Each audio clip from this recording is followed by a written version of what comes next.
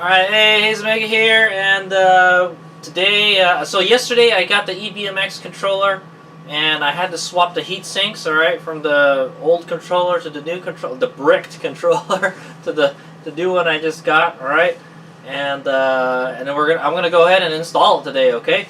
I made a whole video about everything that's happened to the controller up until now, alright, so I'm not gonna really go through it, right? But yeah, I got it replaced through warranty, and we're gonna go install it, and hopefully the bike will run. All right. Oh, hopefully the motor didn't get damaged when the other one shorted out, and hopefully the battery didn't get damaged. But from what I can see, the battery looks fine. All right.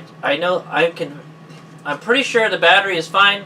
Alright, Bridget told me to check to make sure it was fine, and it looks fine to me. Alright, I don't see anything wrong with it.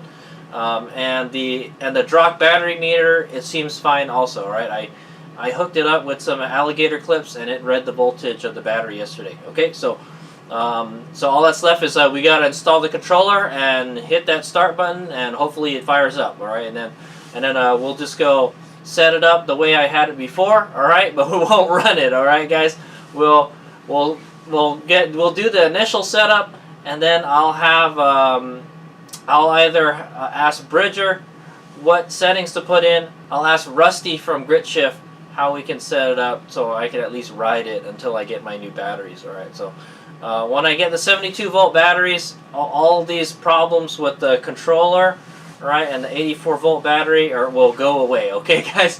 Who'd have thought this controller is awful with 84 volts? Okay, guys. So it just wasn't designed for it, alright? Where the far driver controller was only like a $200 controller, alright? A fraction of the cost of this, and it was designed to run with that 84 volts controller, with that 84 volt battery. So yeah, man, in a way I'm kind of disappointed in this controller, alright, guys? But yeah, we'll give it a shot, and I'm pretty sure once I get our 72-volt batteries, the bike should run pretty good. All right, I hope. All right, all right. So yeah, let's see what I got, and then I'll just go install it. I'm not gonna make a whole install video. You guys, if you've been keeping up with my videos, you know how I'm gonna install this thing. All right, it just goes in the frame, and I just hook up all the wires. It's actually very easy to install and uninstall. All right. The hard part is getting the wires in there. All right, getting the wires on the terminals. All right.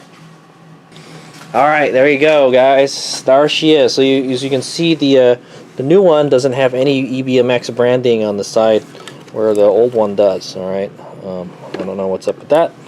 Alright, and then these are all the wires. Alright, we're obviously going to need this to take this cover off. Alright, but it looks like all the wires are the same. That's good. Alright, so basically we just got to install this, plug it all in to the bike, alright, and that's what the bike looks like right now. There's just nothing in it, alright. Okay, so we'll just go install it like we had it before, and then fire it up, and hopefully it'll run. Okay, and I got the battery right down there. Alright, here's all the fasteners, alright. I believe this is for the yeah, this is for the controller, and this is for the terminals. Okay, alright, so I'm gonna go knock it out. Alright, guys, so I've got about 88 volts in the battery. Alright, I just charged it just a tiny bit, and we're gonna go install this bad boy. Alright, so I've got everything all hooked up like it was before, and I'm gonna go hook it up, and hopefully it'll work. Alright, so it looks like it's fine. Alright. Okay. I hate plugging this thing in there.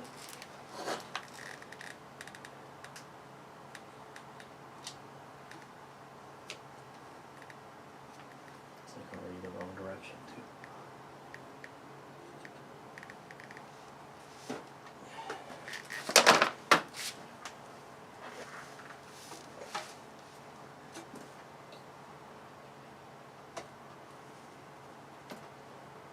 Okay, plugged in. Alright, it didn't spark or anything, that's good. Hopefully the BMS will, if something crazy happens, the BMS will catch it.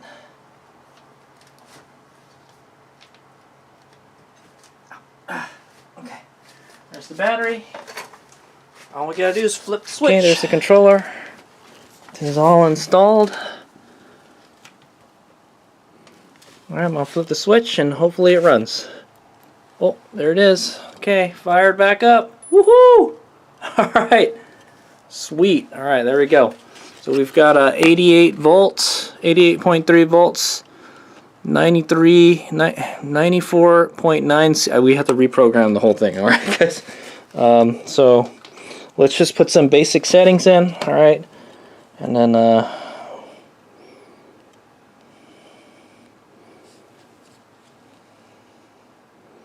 okay, so this is a totally new controller. Oh, hey, WR250E is in there. Huh, that's interesting. Why would it be WR250E? Oh, you know what? I think the EBMX app, it looks for the Bluetooth adapter. All right, I guess I guess there must be a MAC address or a machine address for this. All right, so that's how it identifies it. I thought it's by the controller. There must be, like, you know, a processor or something in there, but nope, that's the same one. All right, but the settings are obviously wrong. Okay, so we're gonna just do some basic setup stuff. All right, so we're gonna pick Suron Light B. Oh, there's a Reroad R1. Actually, before we do anything, let's do the firmware update. All right, so it already says there's a new version available. This is last year. Yep. And then oh, there's already one from February. So guess what? The one for my Light B is already out of date because I think the one I had was from January or something. All right, so I want to go ahead and let's update that.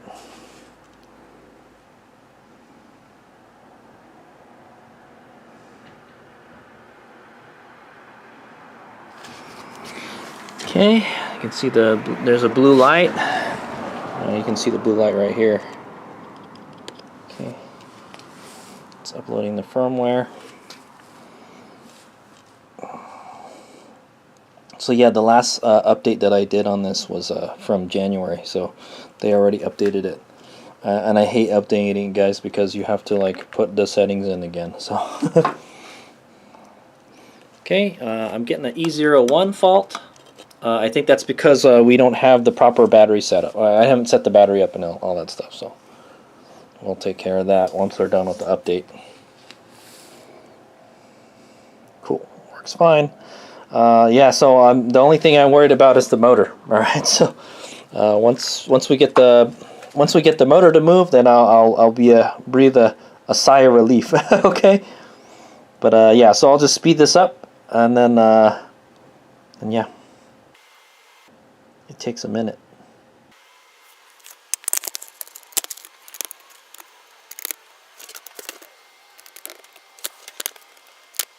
Okay, I think it's just restarted the controller. Okay, it says update successful. Alright, it says up to date. So this is the February 3rd Bravo 2025 version. Okay, it says we're up to date. So now we'll go ahead and just put some settings in. So notice they have a Reroad R1 in there, right? How come they don't have a custom bike? Okay, anyway, we'll just put Suron Light B. Motor type is QS138, 70H V3 gearbox. Oh, there's a lot more stuff in here now. There's a Zemex, Talaria XXX, Talaria MX5 encoder, Talaria Sting MX4, Ultra B IPM, Suron, Soshin, Reroad. Okay, anyway, we're QS160. No, we're QS138. Yeah, QS138 V3 gearbox. That's the one we're looking for. Nope. I fat fingered it. There. QS138 V3 gearbox. And we want to pick the 82S. And then I'm going to put a... should I put the high power harness or the Ultra B? I'm not sure. Let's just put... we kind of do have a high power harness, so... and then I will put the current So it says there it's at 220. So let's just keep it at 220. How about that? I think the battery is rated for 200 continuous. Okay, so 220 should be okay. All right. I don't know what the peak is, so the peak is the 20 amps. Okay. All right, and then I'm going to go put in. We're going to make this Fahrenheit and miles per hour. Okay. We'll set the gear. I think I have the gear. It's in the. I don't know where the gear is. Let's see. It's in my notes. Okay, I copied down the gear ratio settings.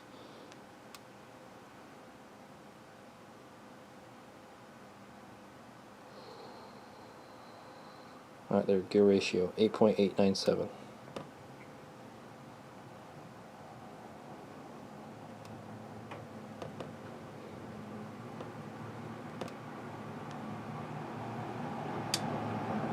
Okay, doesn't like that. Let's just put 8.9. Oops.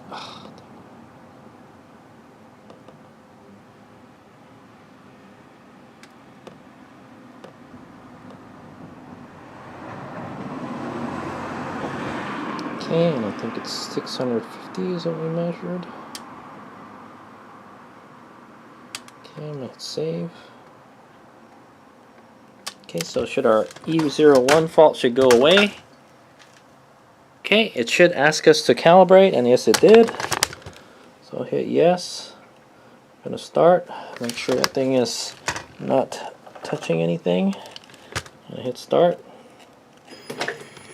Okay, the motor's moving. We didn't damage the motor when we blew it up last time.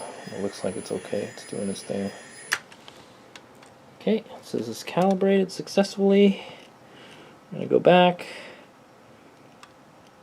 Alright, we're going to do controller calibration. We're going to do twist throttle setup. Okay, start setup wizard. Okay, you guys can't see it, but I'm going to twist the throttle and hold it down. It's like 4.29 or 4.3. Okay, we got a 0.86 volts and 4.3 volts. Save. Then we're going to do the thumb throttle. Okay, and that's this guy right here. Okay. Okay, I'm going to hold it down.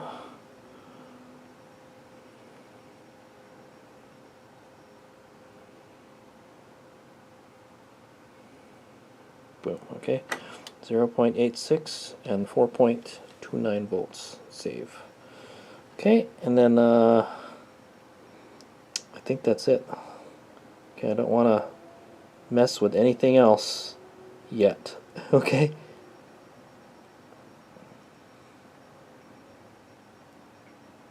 Oops. Stay. I want to hit save. Save. Okay.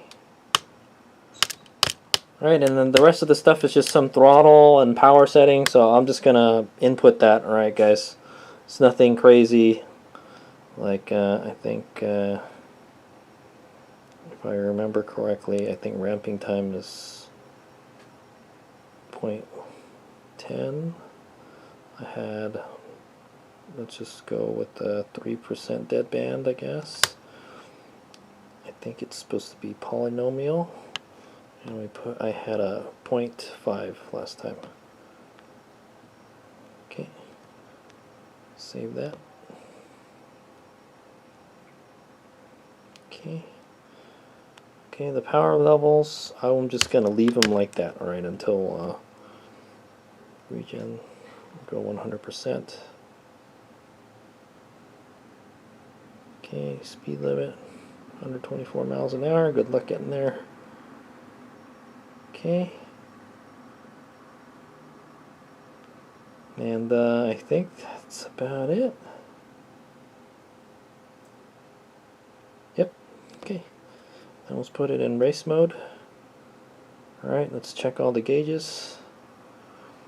sure everything looks good. So we got 60.2.6 Fahrenheit, right? We got 0.9 on the regen voltage and 0.9 on the throttle input. Right, the battery is at 88.1 volts, and the motor temp is 60, 64, 65, somewhere around there. All right, and then yeah, okay. So let's give it some power. Let's put it. I'm going to put it in gear. Okay, we're in mode 1, and I'm going to give it some throttle.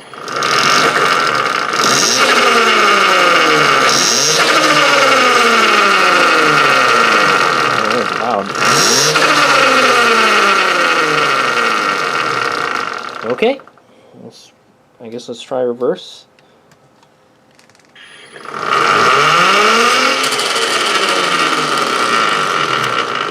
Okay, let's go back to 1, and I'm going to get on the regen throttle. You guys will see this change, okay?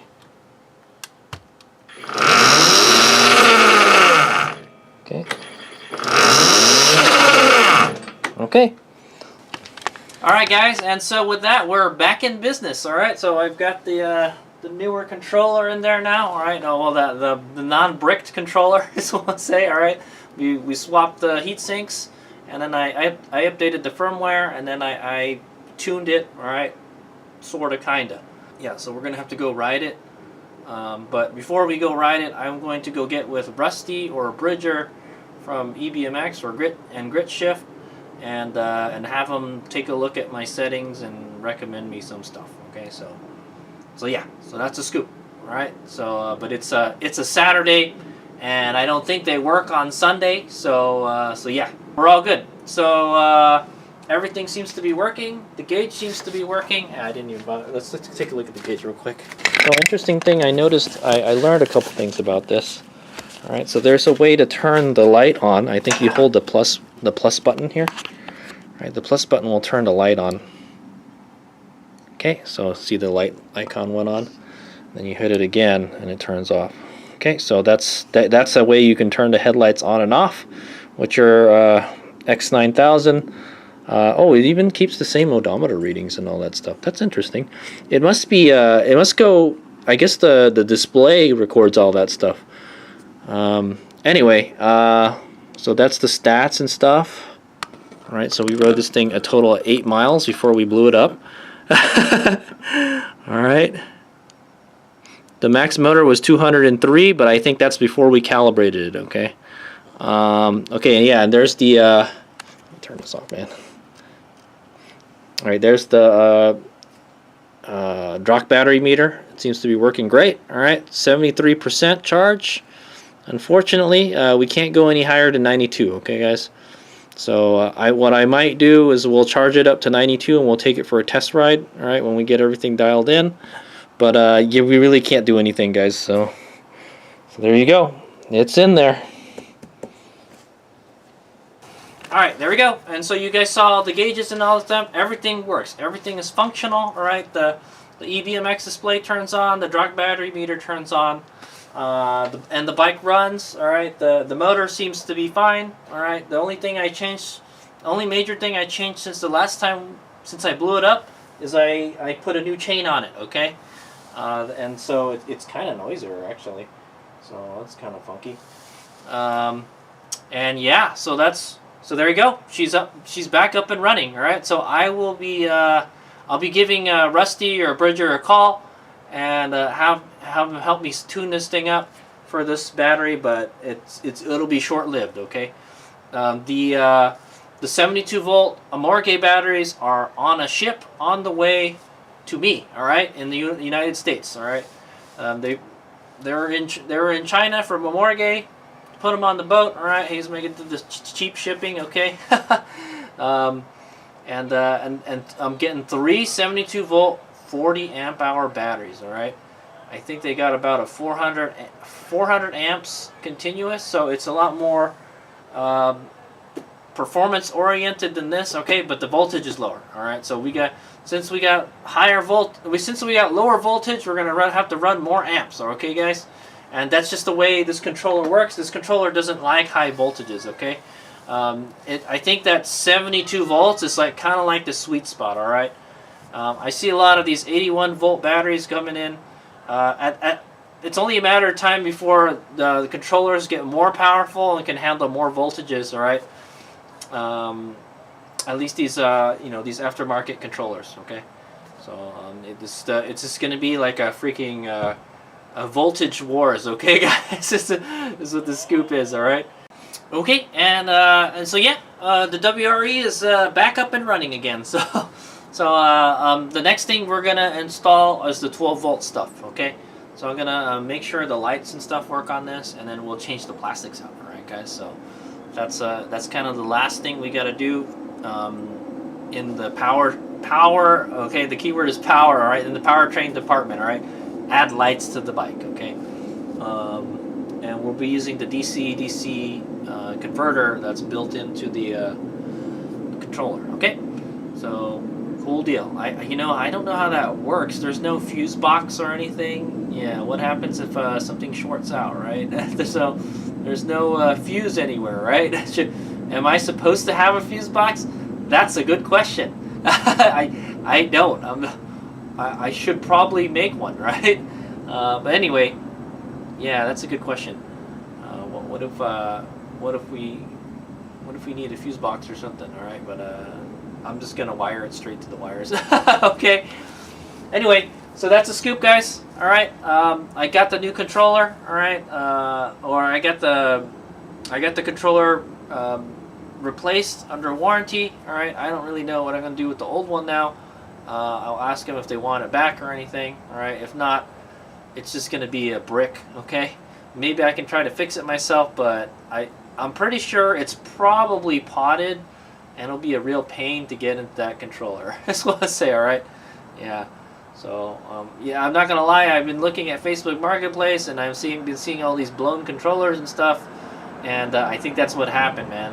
The controller blew, and then they bought another, or they didn't buy another one. Well, maybe they did have to buy another one. I'm not sure, but maybe it got replaced under warranty, and then yeah, they're trying to get rid of the bricked one. Okay, so but anyway, so yeah, I will get with Bridger or Rusty, and we'll get this thing safely tuned up. All right, and then we'll take it for another for its second test ride. Okay, and hopefully this one will be more successful than the last one. Okay, all right. Thanks for watching.